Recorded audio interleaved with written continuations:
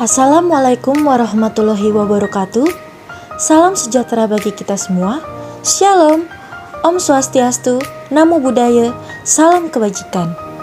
Pada video ini, kami akan membahas mengenai penegakan etika bisnis di Indonesia, studi komparatif dengan negara Selandia Baru. Berikut anggota kami. Halo, perkenalkan saya Anggi Farmita.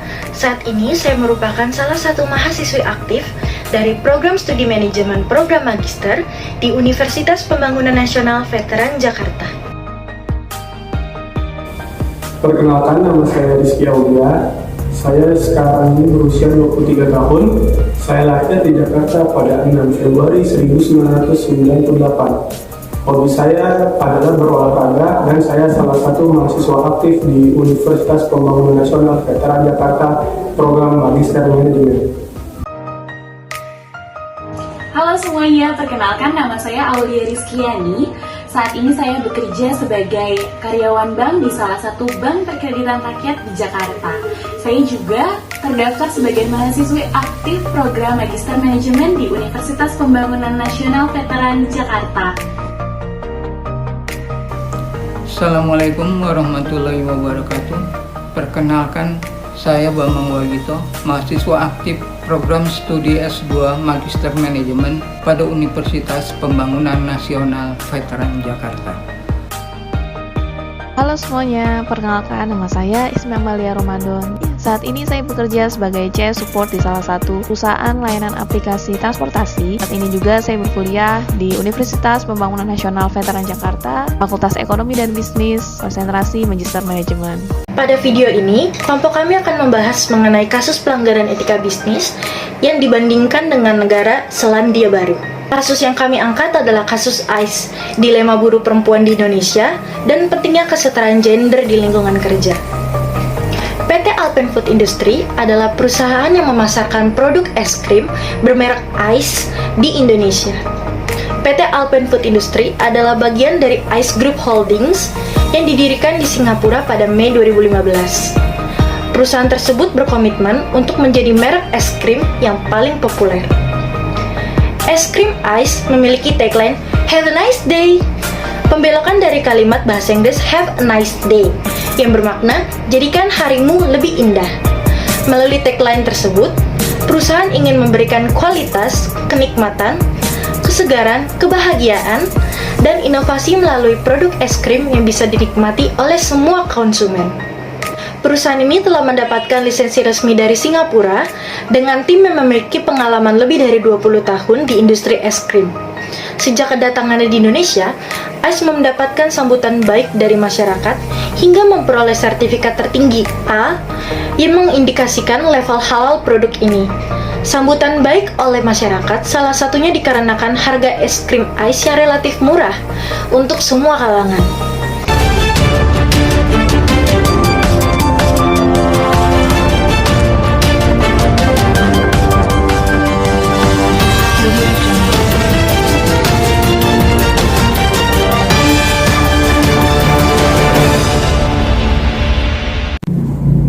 Sebagai penghasil es krim terbesar dan terpopuler di Indonesia, Alpen Food Industry atau yang biasa kita kenal sebagai ICE tidak luput dari kontroversi.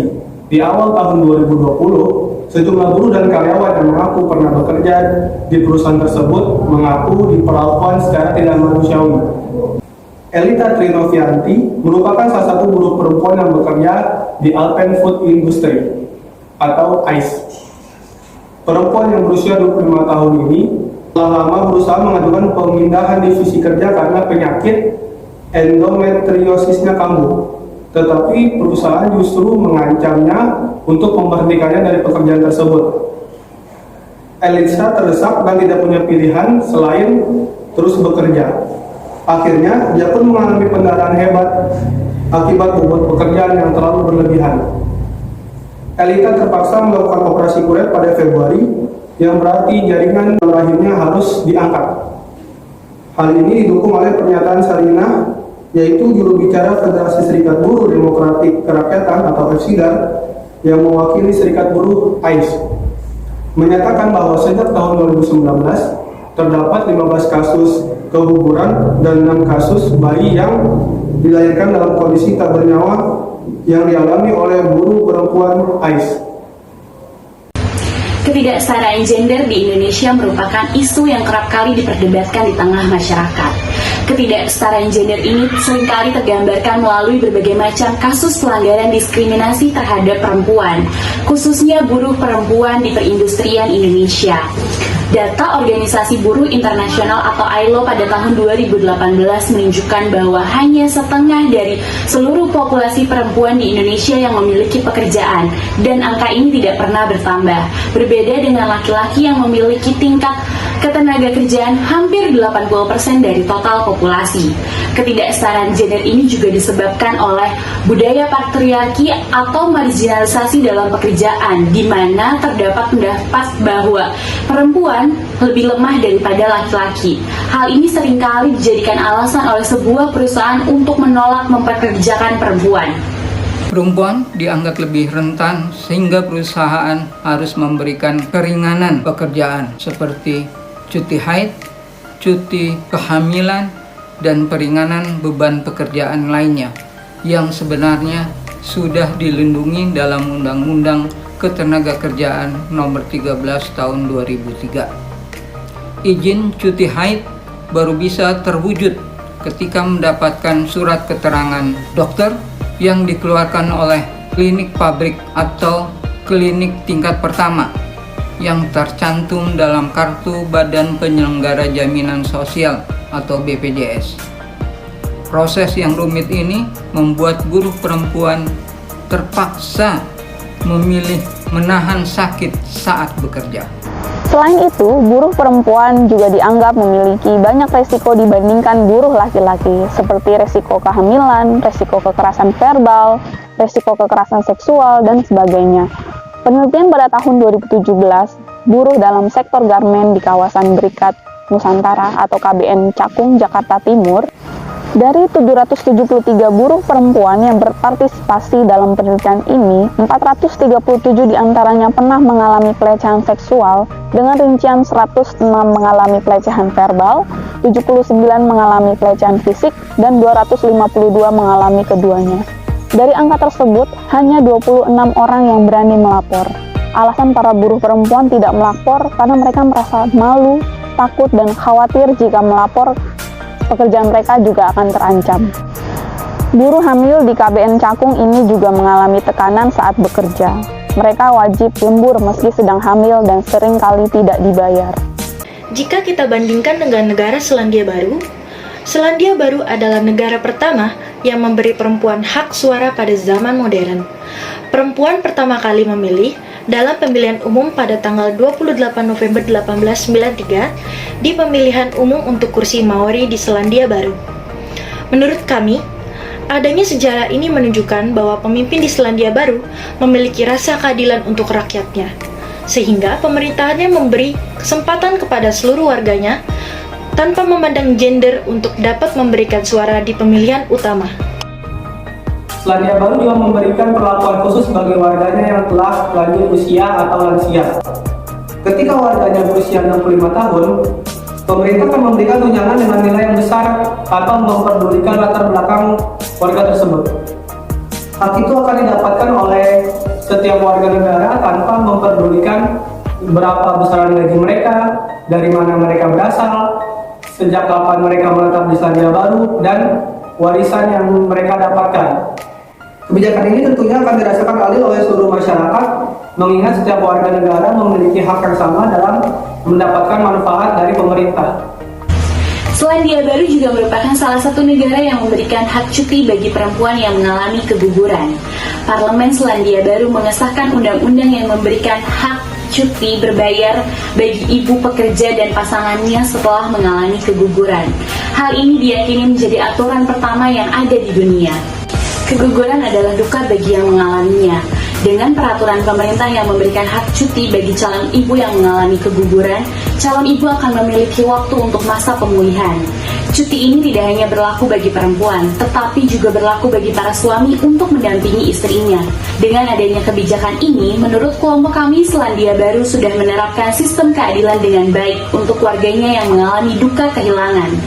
Kami menganggap kebijakan ini adil karena hak cuti tidak hanya diberikan bagi perempuan, tetapi juga diberikan kepada suami yang tentunya bisa memberikan dukungan dan juga memerlukan waktu pemulihan atas duka kehilangan yang dialaminya. Undang-Undang Ketenagakerjaan Indonesia sebenarnya sudah cukup melindungi hak-hak pekerja dan buruh perempuan Indonesia. Aturan tersebut dengan jelas mengatur jam kerja dan fasilitas untuk tenaga kerja perempuan, serta menetapkan sanksi pidana dan denda bagi perusahaan yang tidak mengabulkan hak ini. Namun sayangnya, minimnya pengawasan dari pemerintah terkait perlindungan tenaga kerja perempuan membuat perusahaan melaksanakan peraturan ini dengan seenaknya. Selandia Baru adalah salah satu negara yang memiliki sistem pemerintahan yang ideal dan menjamin keadilan bagi seluruh warganya. Penerapan etika bisnis di Indonesia dapat dilakukan jika pemerintah memuat aturan etika bisnis sebagai salah satu standar dalam menjalankan bisnis setiap perusahaan. Dengan penerapan etika bisnis, maka akan terjalin hubungan yang adil dan sehat di dalam perusahaan. Pemerintah Indonesia juga dapat membuat peraturan yang menjamin etika bisnis dan keadilan dilakukan dengan penerapan sanksi yang tegas bagi pelanggarnya. Dan demikian kami sarankan Departemen Tenaga Kerja selaku regulator agar mampu melaksanakan dan menerapkan Undang-Undang Ketenagakerjaan Nomor 13 Tahun 2003 ini di setiap perusahaan, baik perusahaan manufaktur maupun jasa. Selaku koordinator regulasi, maka pemerintah harus dengan tegas menerapkan undang-undang ini. Departemen Tenaga Kerja harus menerapkan sanksi yang tegas, menghukum perusahaan yang tidak menerapkan undang-undang ketenagakerjaan ini untuk melindungi semua pekerja, baik laki-laki maupun wanita. Semua wanita diberikan hak cutinya, baik cuti melahirkan, cuti pada saat sakit, dan cuti pada saat menstruasi. Apabila perusahaan memiliki kemampuan dapat memberikan cuti berbayar bagi pegawainya berupa cuti tahunan. DPR, DPRD, dan lembaga regulasi yang berwenang agar ikut mengawasi dan melindungi undang-undang ketenagakerjaan ini sehingga bisa melindungi hak-hak pekerja. Sekian video mengenai penegakan etika bisnis, studi komparatif dengan negara Selandia Baru.